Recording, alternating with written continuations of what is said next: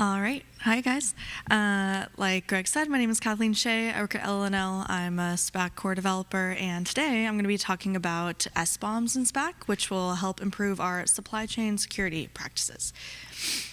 So modern scientific codes rely on hundreds of open source dependencies. This is a classic graph that you might have seen in the Spack tutorials and world, but here's an example of a Livermore physics code and how many internal packages we use are in pink, but all the open source ones, both in LNL and external, are in those yellow and blue. And I'm sure it's not a surprise to all of you gathered here today that modern our workflows are dependent on open source, and they are very much needed. And it's the interface between our codes and Spack is the interface between our codes and open source software dependencies. However, there are risks associated with installing and using open source software. So there are many, but the two that we're going to focus on today are known vulnerabilities and compromised packages. So with known vulnerabilities, this is defined more as sections of code that can be exploited. So for example, like malformed input, not intentionally put into code by developers, and they're discovered after a release. So it's a problem after the code is already out in production. Whereas compromised packages are where packages are intentionally injected with malicious code as they're going into production. They're using the package. Using the package is the thing that triggers the exploit, and this could provide remote control, exfiltrate information, etc. So an example of a compromised package that's was a big deal was the XC-utils compromise, and that could have impacted thousands of users if not caught. So just as a review of it, there was a malicious backdoor discovered in XC-utils.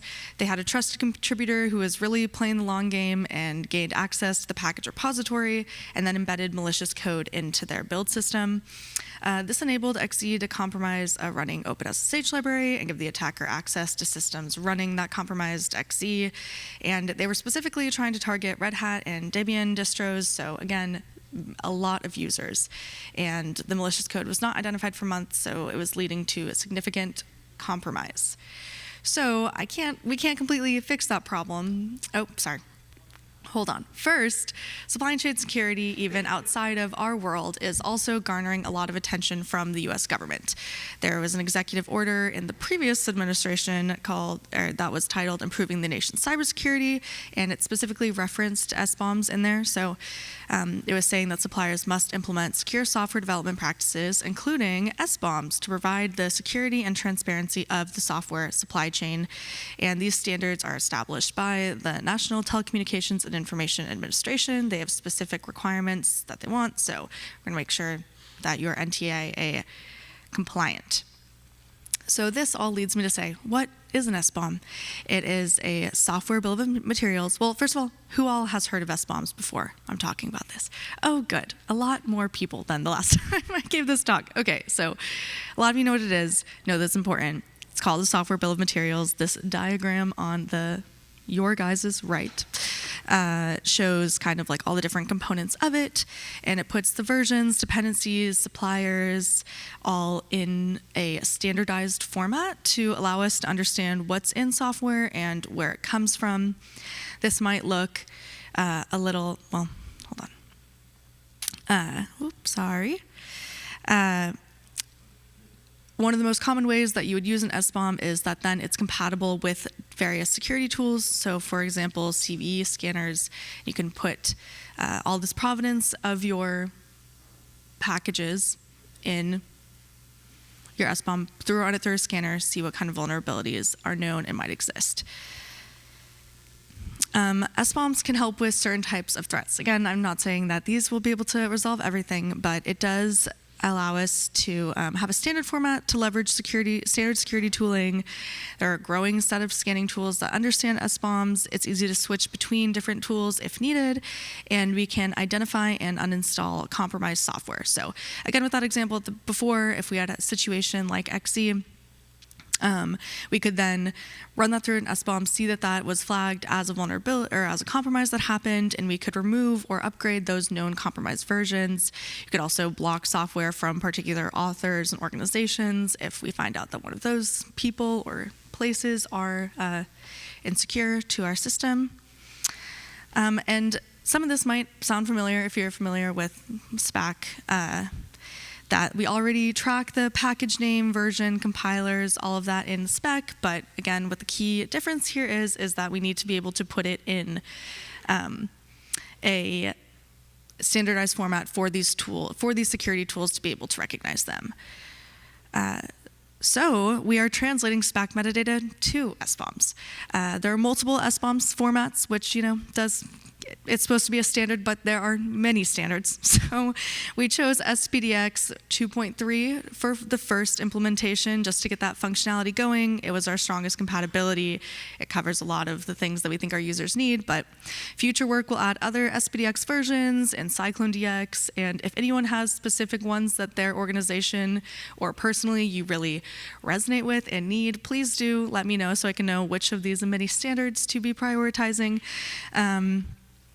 And the type of SBOM generation will eventually become configurable. So if you need a SPDX 2.3 and a CycloneDX 3.0, whatever, you can configure that in your Spack installs. It's generated with each and every Spack install and a post-install hook. So the translating is, So soon with every installation, you will have SBOMs, and they will all be NTIA compliant. So we are in line with the government.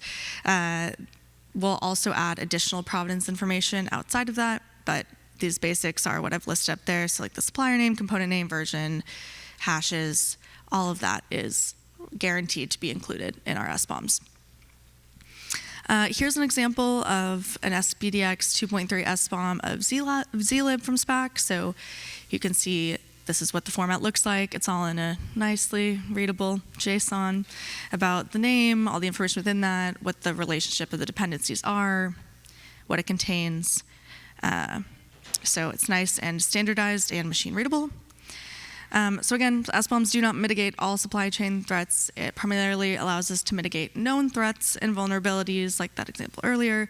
It does not scan code directly. It relies on people to annotate their software packages. So even though these SBOMs are now all being created, you guys will need to then take the SBOM, put it in your scanner, or do with it as you will. But hopefully this is one step easier of generating that SBOM for you. Compromises like XE is still a major worry, and that is a problem we're all facing in this open source community. And detecting vulnerabilities automatically from source or binary is a very hard problem, but this will help us with the aftermath of that scary problem. And soon we are in the review stages, and hopefully it is quite soon. Spack will generate SBOMs for every installation. So again, we're compliant with the US recommendations. We're seeming to get a lot of interest from the greater community. It seems like a lot of organizations, companies, et cetera, are looking for SBOM, so happy to provide it soon.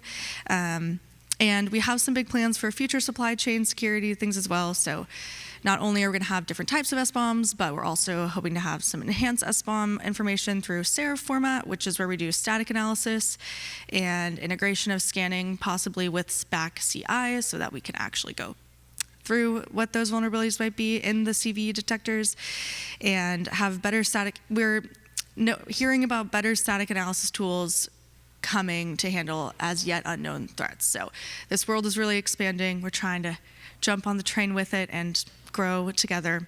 And if you would like to see updates or ask questions, we have an SBOM support channel on the Spack Slack. We do already have some people engaged in there for all things updated, and we'll put a big announcement once it actually goes into. And I would love if people test it out, give me any feedback. Would love to hear it. So thank you. Do we have time for questions?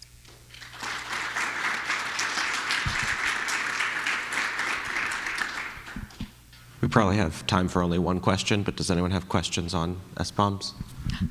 Bill. I should have stayed in the back. Hey, Kathleen. So quick question. I see we have SBOMs off of Spack installations.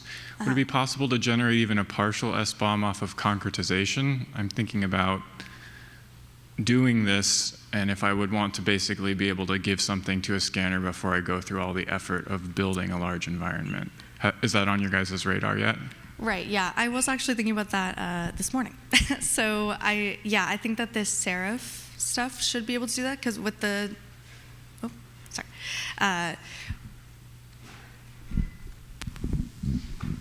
Oh, sorry. I couldn't tell if Greg was trying to say something. You're just taking the microphone back away from you. Yes, it is on our radar. Yes, we are looking into that. For now, it's just easier to see, like, after the concretization with what the spec is, like, for producing the SBOM after the installation, but we will have other ways eventually to do it before that. Yeah, I think the biggest challenge is just where to put it. We have all the information. Thank you, Kathleen.